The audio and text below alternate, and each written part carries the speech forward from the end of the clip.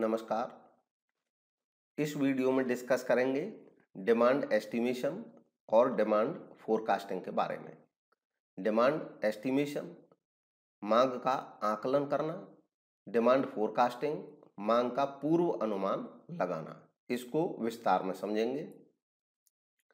Demand estimation और demand forecasting. सबसे पहले समझते हैं डिमांड एस्टिमेशन क्या होता है। डिमांड एस्टिमेशन का मतलब है ऐसे एफर्ट करना जिससे हम क्वांटिफाई कर सकें किसी प्रोडक्ट की डिमांड को, एनालाइज करके उन फैक्टर्स को जो उस पर्टिकुलर प्रोडक्ट की डिमांड को अफेक्ट करते हैं, प्रभावित करते हैं। अब यहाँ पे यह जानना जरूरी है कि हम किसी पर्टिकुलर डेटा अगर हमारे पास श्योरिटी के साथ मौजूद है, जैसे पिछले एक साल की सेल, पिछले एक साल की किसी प्रोडक्ट की सेल जो हो चुकी है, जो पास्ट में हो चुकी है, उसको हम कैलकुलेट कर सकते हैं। कैलकुलेट यानी कि उसको हम श्योरिटी के साथ, सर्टेनिटी के साथ उसकी गणना कर सकते हैं। लेकिन डिमांड जब हम प्रोडक्ट बनाते हैं तो बनाने से पहले हम ये इंश्योर होना चाहते हैं कितना प्रोडक्ट बनाएं जो मार्केट में बिक जाए। अगर हम शॉपकीपर हैं तो हम ये जानना चाहते हैं कि हम अपनी शॉप में कितना सामान रखें जिससे कि वो खराब ना हो और जिससे कि हमारा ग्राहक भी वापस ना जाए। तो इसके लिए जब हम करंट सिचुएशन को समझने की कोशिश करते हैं तो हम एक अंदाजा लगाने की कोशिश करते हैं। इसी को कहते हैं एस्टीमेट करना। हम एक एस्टीमेट लगाते हैं कि इतनी डिमांड इस सामान की हो सकती है, इस प्रोडक्ट की हो सकती है। ये एक शॉर्ट टर्म क्राइटेरिया होता है और ये बेस्ड होता है इस चीज पे कि जो फैक्टर्स हैं जो प्रभावित करते हैं, जैसे मान लो कोई सीजन में बदलाव आए, अचानक बहुत ज्यादा गर्मी हो जाए, तो हो सकता है एसी या कूलर के जो ट्रेडर्स होंगे वो एक एस्टीमेट लगाना चाहेंगे कि इस पर्टिकुलर शहर में कितनी डिमांड हो सकती है। उसका दायरा होता है, जैसे मान लो उसकी जगह जगह ब्रांचेज हैं और उन्होंने एक जगह पे देखा कि जिस शहर में 10,000 निवासी थे वहां पे एसी की डिमांड 1,000 थी। तो अब किसी दूसरे बड़े शहर का जब वो एस्टिमेट लगाएंगे, मान लो जहाँ पे 1 लाख कस्टमर हैं, तो वो एक खाली मैं पैरामीटर की बात कर रहा हूँ, तो वो सोचेंगे हो सकता है 10,000 यहाँ पे एसी बिक जाए। ये एस्टिमेट करते हैं। एस्टिमेशन में कैलकुलेशन शामिल होती है लेकिन वो श्योर नहीं होती, इसलिए उसको एस्टिमेशन बोला जाता है। अब बात आती है डिमांड फोरकास्टिंग क्या होती है। डिमांड फोरकास्टिंग, दरअसल डिमांड फोरकास्टिंग के लिए हमें एस्टिमेट ही करना होता है, डिमांड फोरकास्टिंग के लिए भी। लेकिन फोरकास्टिंग एक ऐसा वर्ड है जिसमें हम प्रेडिक्ट करते हैं डिमांड को। प्रेडिक्ट यानी कि हम अनुमान लगाते हैं भविष्य के बारे में, आने वाले एक साल में कितनी डिमांड हो सकती है। तो ये जब हम इस चीज का एस्टिमेट लगाएं कि आने वाले एक साल में कितनी डिमांड हो सकती है, तो ये एस्टिमेशन से ज्यादा अच्छा वर्ड यहाँ पे होता है फोरकास्टिंग, क्योंकि एस्टिमेशन लगभग कैलकुलेशन जैसा है बट श्योरिटी नहीं है, इसलिए हम एस्टिमेशन बोलते हैं। फोरकास्टिंग एकदम हम फ्यूचर के लिए अंदाजा लगाते हैं, प्रेडिक्ट करते हैं। और प्रेडिक्ट किस आधार पे करते हैं? प्रीवियस पास्ट के आधार पे, पास्ट में क्या घटनाएं घटित हुई। एक ही ये बेस हो सकता है, इसके अलावा अन्य भी बेस हो सकते हैं। कुल मिलाकर के डिमांड फोरकास्टिंग का मतलब होता है प्रेडिक्ट करना डिमांड को किसी ऑर्गेनाइजेशन के प्रोडक्ट या सर्विस की किसी निश्चित समय में, फ्यूचर के लिए, भविष्य के लिए। अब इसको इस एग्जांपल से समझ सकते हैं, जैसे मान लो एक इलेक्ट्रॉनिक्स के व्यापारी हैं, उन्होंने देखा इस शहर में 10,000 लोग रहते हैं, तो 10,000 लोग जब रहते हैं तो यहाँ पे कितना स्टॉक वो रख सकते हैं, कितना स्टॉक उसका आसानी से बिक सकता है, स्टॉक कितना मेंटेन रखना चाहिए अभी करंट में कितना रखना चाहिए, क्योंकि 10,000 रहते हैं तो श्योरिटी के साथ ये पता नहीं है 10,000 में से कितना खरीदेंगे। लेकिन हमारे पिछले तजुर्बे ये बता सकते हैं कि लगभग 10% आदमी आबादी के हिसाब से सामान खरीदता है, 2% खरीदता है, 3% खरीदता है। वो थोड़ा बहुत इधर उधर रहता है, श्योरिटी के साथ नहीं रहता।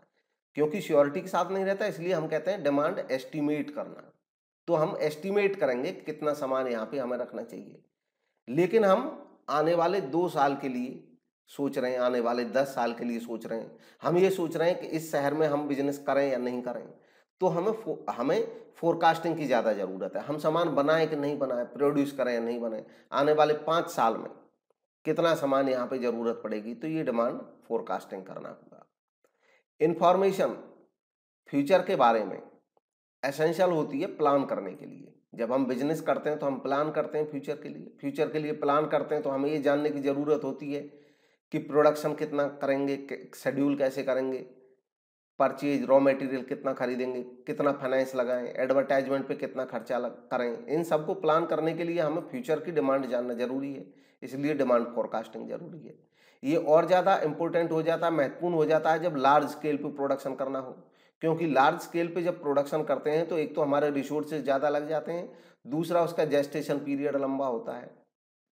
मतलब जेस्टेशन पीरियड लंबा होने का मतलब है कि आज हम बनाना शुरू करेंगे तो 1-2 साल तो डेवलपमेंट में ही निकल जाएंगे, उसके बाद उस सामान की मार्केट बननी शुरू होगी, 1-2 साल उसमें लग जाएंगे, और फिर 2 या 3 साल बाद हमारी जो सामान है उसकी सेल शुरू होगी, हमें इनकम शुरू होगी। तो लंबा पीरियड है, इसलिए फोरकास्टिंग का सही होना बहुत जरूरी है, महत्वपूर्ण कार्य है। कुछ थिंकर्स एस्टिमेशन और फोरकास्टिंग को एक जैसा ही मान लेते हैं, इसलिए यहाँ पे एक डेफिनेशन रखी है इवान जे डगलस की। ये कहते हैं डिमांड एस्टिमेशन या कहो forecasting may be defined as a process of finding values for demand in the future time period। अब यहाँ पे ये है, अगर आप फोरकास्ट करना चाह रहे हैं तो आपको एस्टिमेट करना ही पड़ेगा, इससे और क्लियर कर सकते हैं इसको। हाँ, तो कोई भी प्रोड्यूसर इस बात में इंटरेस्टेड होता है कि फ्यूचर में उसके प्रोडक्ट्स की डिमांड क्या होगी। अब प्रोडक्ट जो होते हैं ये भी अलग अलग बेसिस पे अलग अलग टाइप के हो सकते हैं। यहाँ पे प्रोड्यूसर के हिसाब से जब मार्केटिंग की जाती है तो एक बेस के आधार पे प्रोडक्ट ड्यूरेबल और नॉन ड्यूरेबल भी हो सकते हैं, ड्यूरेबिलिटी के आधार पे। ड्यूरेबल प्रोडक्ट्स ऐसे प्रोडक्ट को कहा जाता है, हिंदी में इसको टिकाऊ वस्तुएं कहा जाता है, जिनको लंबे समय तक यूज किया जा सकता है, बार बार यूज किया जा सकता है रिपीटेडली, जैसे कि television, car, motorcycle, electronic equipment जितने भी होते हैं सब। नॉन ड्यूरेबल प्रोडक्ट ऐसे प्रोडक्ट होते हैं जो लंबे समय तक नहीं चलते, कम समय तक चलते हैं, और जनरली एक बार कंज्यूम करने से ही वो खत्म हो जाते हैं, जैसे ब्रेड, बटर, मेडिसिन, फ्रूट्स, ये सब नॉन ड्यूरेबल्स कहलाते हैं। इनको सिंगल यूज कंज्यूमर गुड्स भी कहते हैं और पेरिसेबल कंज्यूमर गुड्स भी कहा जाता है, क्योंकि ये जल्दी ही, जो पेरिसेबल गुड्स हैं वो भी इसी श्रेणी में आ जाती हैं नॉन ड्यूरेबल में। पेरिसेबल गुड्स उनको कहते हैं जो बहुत जल्दी खराब हो जाती हैं, अगर उनको समय से यूज नहीं किया तो वो खराब हो जाएंगे, सड़ जाएंगे। अब फोरकास्टिंग के लिहाज से ड्यूरेबल और नॉन ड्यूरेबल प्रोडक्ट्स के अपने अपने फीचर्स होते हैं। उनको फोरकास्ट करते समय कुछ फैक्टर्स ऐसे होते हैं जो नॉन ड्यूरेबल प्रोडक्ट के बारे में फोरकास्टिंग में मदद करते हैं, कुछ ऐसे होते हैं जो ड्यूरेबल प्रोडक्ट के फोरकास्टिंग में मदद करते हैं, उसको अफेक्ट करते हैं। जनरली फैक्टर्स जो अफेक्ट करते हैं फोरकास्टिंग, डिमांड फोरकास्टिंग को, यानी कि हम डिमांड का फोरकास्ट कर रहे हैं तो कौन कौन सी बातें हैं जो ध्यान में रखनी पड़ती हैं, कौन कौन सी चीजें हैं जो प्रभावित करती हैं हमारे फोरकास्टिंग के डिसीजन को। सबसे पहला है इकोनॉमिक कंडीशंस। इकोनॉमिक कंडीशंस का मतलब होता है किसी देश में वहाँ की इकोनॉमी में जो चेंजेज हैं, नेशनल या पर कैपिटा इनकम में चेंजेज, जीडीपी, एनडीपी, कंज्यूमर का कंजम्पशन पैटर्न, सेविंग और इन्वेस्टमेंट की प्रैक्टिसेस, एम्प्लॉयमेंट लेवल इकोनॉमी का, तो इन सब बातों का भी असर पड़ता है डिमांड फोरकास्टिंग में। अगर बहुत अच्छी सिचुएशन आनी होती है मार्केट में तो फोरकास्टिंग में हमें इस चीज़ का ध्यान रखना पड़ता है, डिमांड फोरकास्ट ज़्यादा होता है। नेक्स्ट है condition of the industry. Industry की कंडीशन भी प्रभावित करती है। इंडस्ट्री की कंडीशन का मतलब है किसी एक जगह पे कंसंट्रेशन होना इंडस्ट्री का, किसी एक एरिया में बढ़ जाना, कंपटीशन बढ़ जाना, इंडस्ट्री में कंपटीशन का ज़्यादा होना, ये भी डिमांड को अफेक्ट करती है, प्रोडक्ट या सर्विसेज की डिमांड जो होती है। जैसे कहीं पे इंडस्ट्री का कंसंट्रेशन ज़्यादा है तो वहाँ पे जो इंडस्ट्रियल प्रोडक्ट्स हैं उनकी डिमांड ज़्यादा होगी। कंडीशन ऑफ ए फार्म, एक फार्म की इंटरनल कंडीशन क्या है वो भी प्रभावित करती है डिमांड को। प्लांट की कैपेसिटी, प्रोडक्ट क्वालिटी, प्रोडक्ट का price, advertising, distribution policy, financial policies, ये सब चीज़ें भी पॉजिटिवली और नेगेटिवली अफेक्ट करती हैं किसी डिमांड, किसी प्रोडक्ट की डिमांड को। तो ये डिमांड फोरकास्टिंग पे भी अपना प्रभाव छोड़ती हैं। मार्केट कंडीशन, मार्केट में क्या कंडीशन है, मार्केट में गुड्स के प्राइसेस क्या हैं, कंज्यूमर्स की एक्सपेक्टेशंस क्या हैं, टेस्ट क्या है, कंज्यूमर प्रेफर किस चीज़ को करता है, ये सब बातें भी प्रभावित करती हैं। नेक्स्ट है सोशोलॉजिकल कंडीशन, सोसाइटी में जो चेंजेज हैं वो सब आ जाते हैं। Size and density of population, age group, size of family life cycle, education level, ये सब चीज़ें भी प्रभावित करती हैं। नेक्स्ट है साइकोलॉजिकल कंडीशन, लोगों की साइकोलॉजी, सोचने का तरीका उनका, उनके attitude, habit, fashion, lifestyle, perception, culture, ये सब भी प्रभावित करते हैं। नेक्स्ट है फॉरेन ट्रेड पॉलिसी, किसी देश की दूसरे देशों से ट्रेड करने की पॉलिसी क्या है, फॉरेन ट्रेड पॉलिसी। इसमें export import policy, foreign trade regulations, foreign relation कैसे हैं, ये सब भी प्रभावित करते हैं। नेक्स्ट आता है ऑब्जेक्टिव्स या नीड फॉर डिमांड फोरकास्टिंग, क्या जरूरत होती है डिमांड फोरकास्टिंग करने की, उद्देश्य क्या होते हैं, कोई बिजनेसमैन या कोई फर्म क्यों फोरकास्टिंग करती है डिमांड का, तो इसके भी कई रीजन है। जैसे प्रोड्यूसिंग द डिजायर्ड आउटपुट, कोई भी संस्था चाहेगी कि जो डिजायर्ड आउटपुट है वही प्रोड्यूस हो, यानी कि जितने की जरूरत है उतना प्रोड्यूस करें, ना ज्यादा ना कम, तो उसके लिए फोरकास्टिंग जरूरी है। असेसिंग द प्रोबेबल डिमांड जो हो सकती है, जिसकी संभावना है, उसको असेस करना।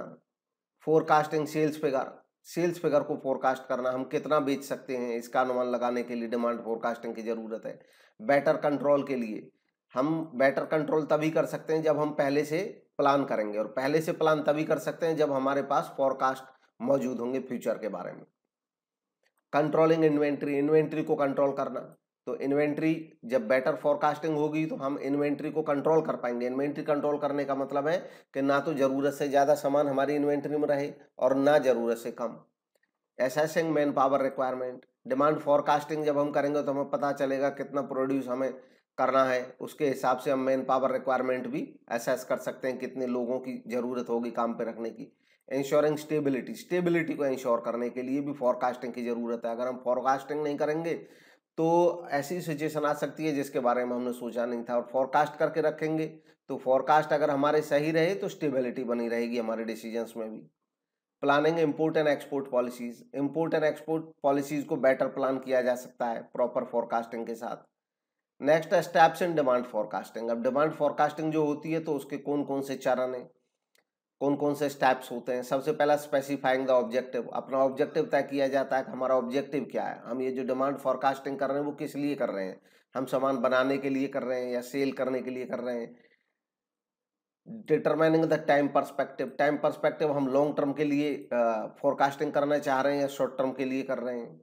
Selecting the method for forecasting के लिए मेथड सेलेक्ट करना, हम कौन सा मेथड अपनाएंगे फोरकास्टिंग के लिए, क्वालिटेटिव मेथड अपनाएंगे या क्वांटिटेटिव मेथड अपनाएंगे।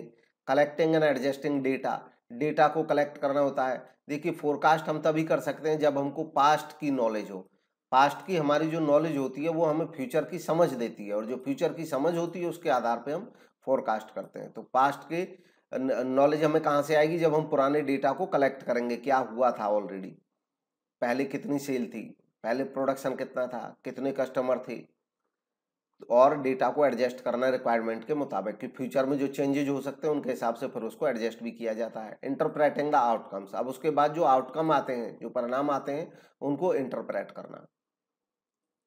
तो ये था डिस्कशन डिमांड एस्टिमेशन और डिमांड फोरकास्टिंग के बारे में। Thank you.